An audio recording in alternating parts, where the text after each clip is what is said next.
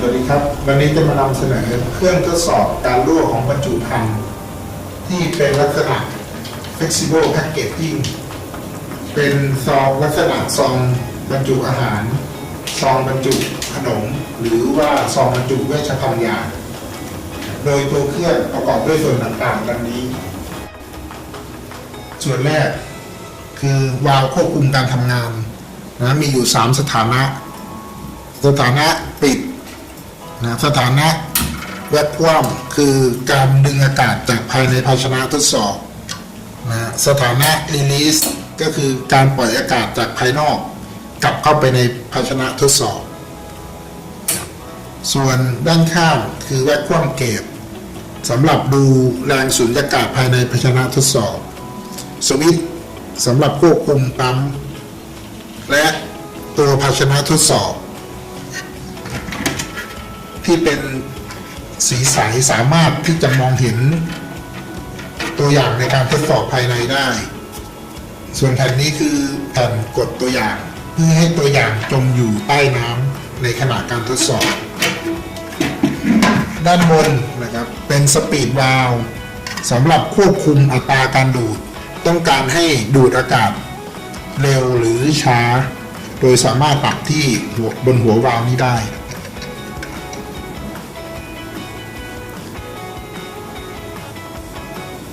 ด้านหลังกล่องควบคุมการทำงาน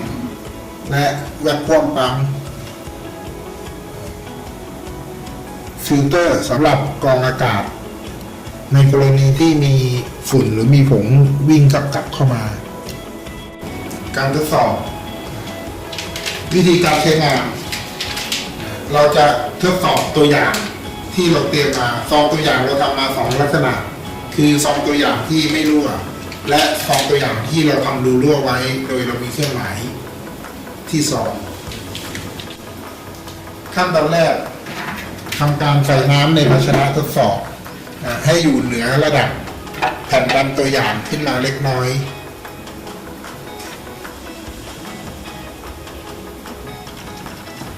หลังจากที่เติมน้ำได้ระดับตามต้องการแล้วนำตัวอย่างที่ต้องการทดสอบใส่ในภาชนะปิดทับด้วยแผ่นกดตัวอย่างเพื่อให้ตัวอย่างจมอยู่ภายใต้น้ำนะโดยวางเขี้ยวของแผ่นดันตัวอย่างให้ตรงกับล็อกและหมุนเล็กน้อยเพื่อล็อกแผ่นดันตัวอย่างไม่ให้ลอยขึ้นนะตัดตัวอย่างตามให้อยู่ในตำแหน่งตามต้องการที่ต้องการดู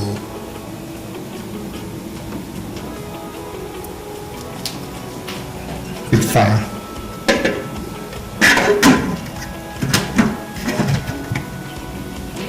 ตรวจสอบนะความเร็วที่ต้องการให้ดูดนะเปิดวาล์วมากสุดเพื่อให้ดูดเร็วที่สุด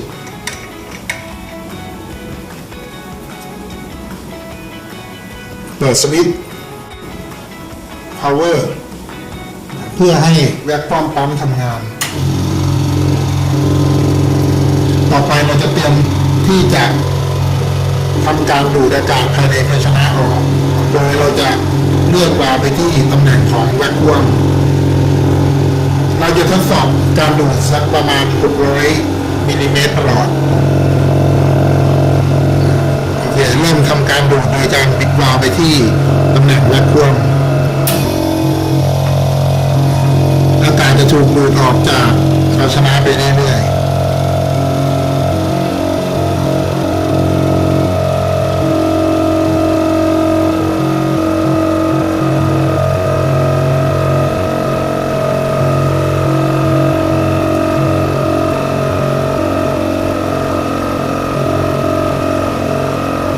ถึงแรงสูญญากาศที่ต้องการเลื่อนวาล์วมาที่ตำแหน่งปิดตอนนี้ภายในภาชนะ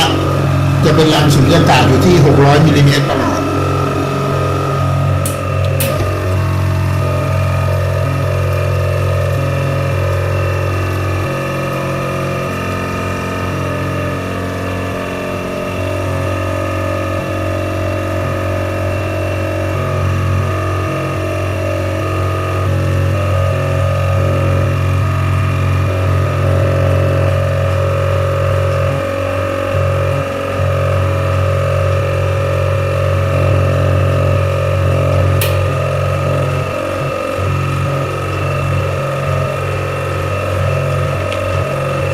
ลักษณะของตัวอย่างที่ไม่รั่ว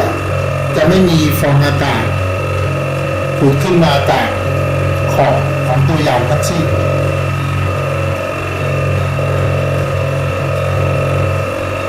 หลังจากที่เราได้แรงสุญญากาศตามที่ต้องการแล้วเราก็ทิ้งตัวอย่างไว้ในสภาพสุญญากาศตามเวลาที่กำหนดเช่น1 นาที 2 นาทีหรือ5 นาที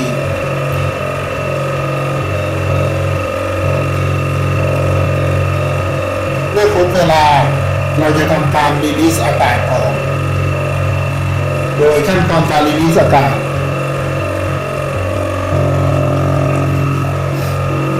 เราจะเลื่อนตำแหน่งวาล์วไปที่ตำแหน่งรีลีสเพื่อให้อากาศภายนอกวิ่งเข้ากลับมาที่ภาชนะ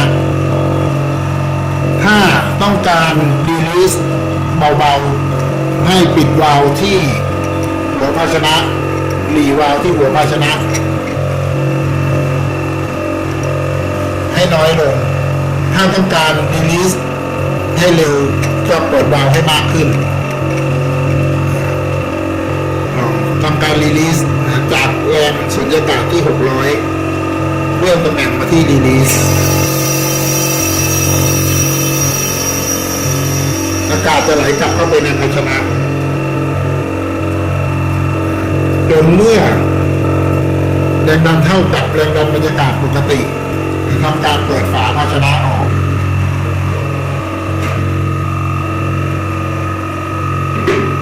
นำตัวอย่างออกจากถุง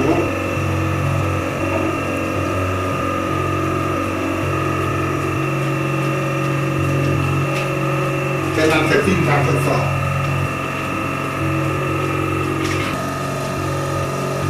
ต่อไป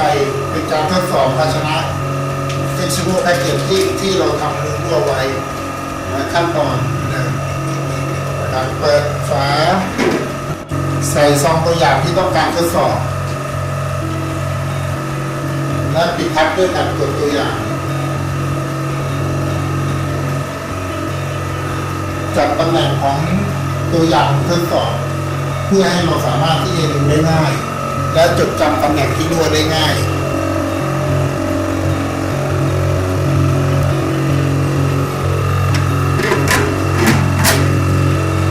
ปิดฝาเปิดแรงสุญญากาศเพื่อทำสุญญากาศภายในภาชนะ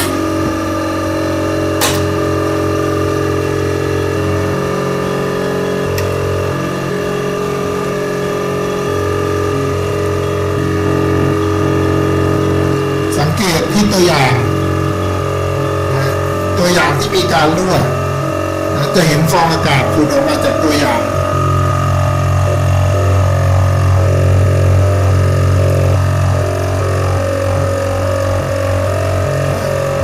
เราสามารถที่จะดู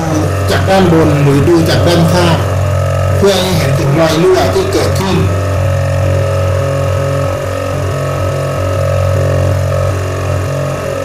นี่คือตัวอย่างที่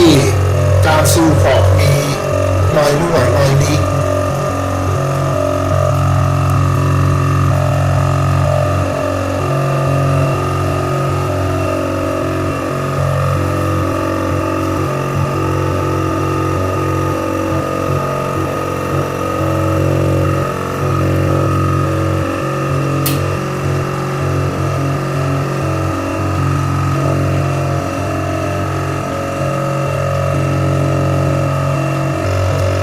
จากที่ครบเวลาการทดสอบทำการรีลีสอากาศโดยนำอากาศจากภายนอกกลับเข้าไปในโถโดยหันวาล์วมาที่ตำแหน่งรีลีส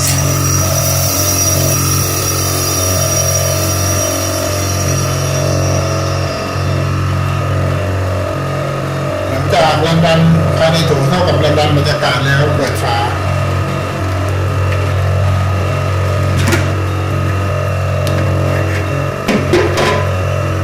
ให้เย็นนำตัวอย่าง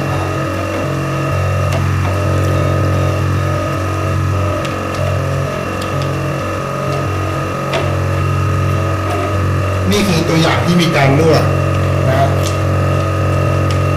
เมื่อเรารีลีสอากาศ ภายนอกกลับเข้าไปในภาชนะ น้ำในภาชนะจะถูกดันกลับเข้าไปในตัวอย่างนะเราสามารถที่จะรีเช็คตัวอย่างได้ว่ารั่วจริงหรือไม่นะหรือบางตัวอย่างที่เราสงสัยว่ามันใช่ฟองอากาศรั่วออกมาหรือไม่สามารถที่จะพิสูจน์โดยการเปิดซองออก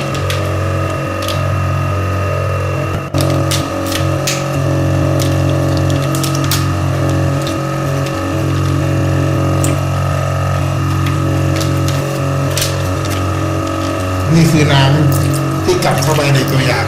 กลับเข้าไปในบรรจุภัณฑ์ของเรา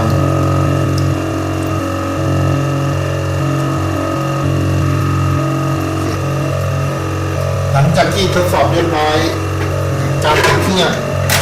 แล้วก็ปิดไปที่ตำแหน่ง stop และปิดเวลคัมปั๊มจบการทดสอบ